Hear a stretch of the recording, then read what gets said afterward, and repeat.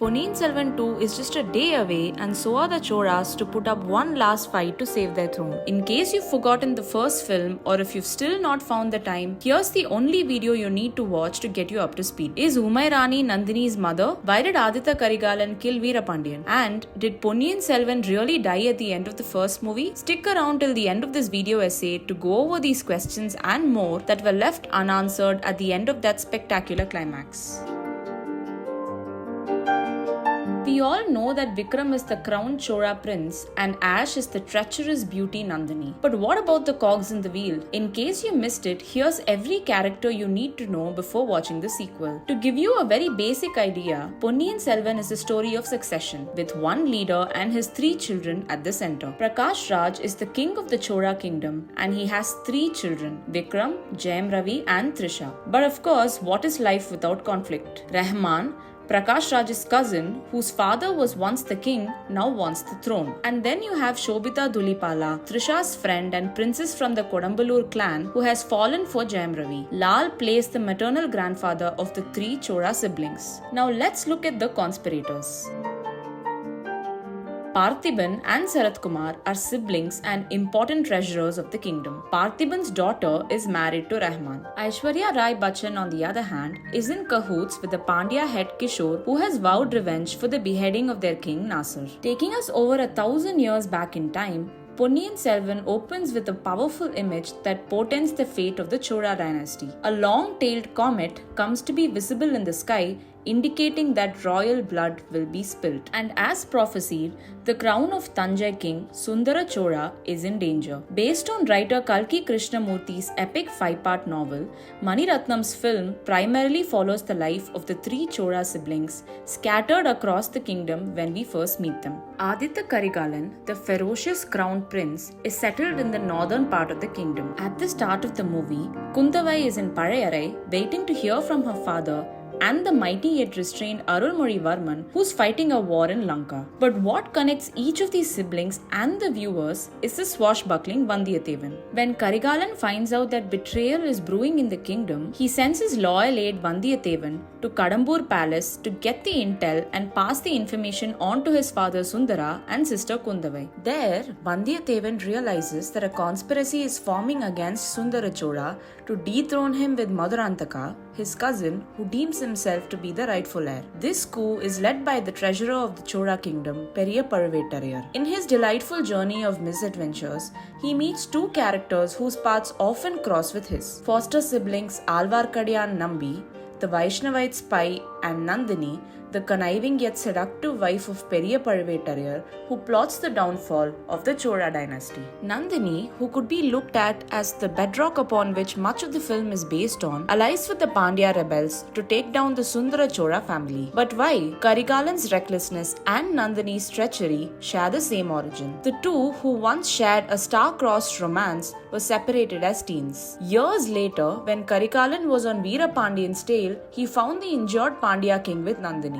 Blinded by rage and jealousy, Karigalan beheads the Pandya king, leaving Nandini with a taste for vengeance. Here we also learn that it was Kundavai who was pivotal in separating the orphan Nandini from Karigalan as teenagers. Vandiyathevan then sets off to Tanjavur to inform Sundara Chora of the coup, not before sharing a secret conversation with Nandini. Accompanied by flower seller Sendan Amudan, he resumes his journey to Palayarai, where he is floored by Kundavai's beauty and wits. His interaction with Kundavai then takes him to Lanka, where he is tasked with bringing the youngest prince, Arulmozhi Varman, aka Ponniyin Selvan, aka Jayam Ravi, to save the throne. Meanwhile, in Tanjai, Nandini, in an effort to stop Arulmozhi from joining forces with Karigalan in the north, suggests sending troops to Lanka to arrest the prince and bring him home. She also orders Pandya commander Ravidasan to kill Arulmozhi in Lanka. Vandiyathevan joins forces with Arulmozhi in Lanka, and just before the prince can decide which way to head,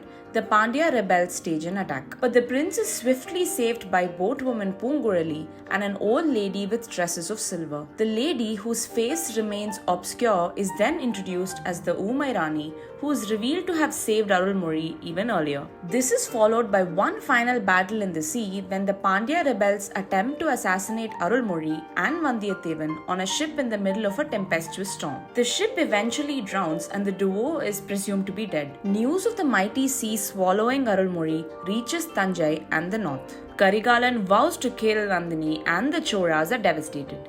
Whereas Nandini is seen preparing herself for war, as we can see from a sword that she's been observing closely. And just as the end credits roll, we spot the silver vixen swimming towards the ship. And as her hair finally makes way for us to see her face, we realize that she is but a split image of Ice Queen Nandini. Now let us look at some of the burning questions that were left unanswered. Does Arulmozhi survive? While the film left things ambiguous, the trailer reveals that Ponniyin Selvan indeed survives. He is probably saved by the Umairani yet again. Who is the Umairani and what explains her resemblance to Nandini? When Arulmozhi is saved by the Umairani for the first time in the film, he reveals that this was barely the first time he was rescued. We learn that it was she who saved him as a kid when he fell into the Ponni River. Who is she and why does she always save me, taking the form of a deity? He asks. In the trailer of PS2, Arulmozhi confides in Kundavai about the Umairani and her resemblance to Nandini. Even if the Umairani is assumed to be Nandini's mother, who's the father? And why does Sundara Chora look stunned upon Umairani's mention? Why does Nandini want to kill Aditya Karigalan? Now, we all know that Veerapandiyan's execution sparked a rage in Nandini. But what connects Nandini to Veerapandiyan? And what drives her hatred for Karigalan with an unexplainable compulsion in the trailer of PS2? Who's the little boy Nandini is plotting with? The trailer shows a young boy right next to Nandini and the Pandya rebels for much of her appearance in the video. Let's vanquish the Chora dynasty and kill all of them, she tells him. Who is this boy? Is he her son? If so, who's the father? Now, why is Sembiyan Mahadevi dismissive of her son Madhurantaka's interest in the crown? When former King Gandharaditya passed away, his brother's son Sundara Chora took over the crown owing to the young age of their heir apparent Madhurantaka. But now that he's come of age, the shy-eyed Chora wants his claws in the throne. But why is his mother staunchly against his decision in PS1? Does she know something we don't? The next question that comes to us is, why does Madhurantaka side with the Pandya allies? Madhurantaka is crowned by the Pandya associates in the trailer of PS2. What does this Chora prince have to do with the rebel gang? Will we finally get to see Kundavai wed Vandiyathevan? Is Arulmozhi team Poongurali or team Vanati? Will heads roll when Karikalan finally meets the love of his life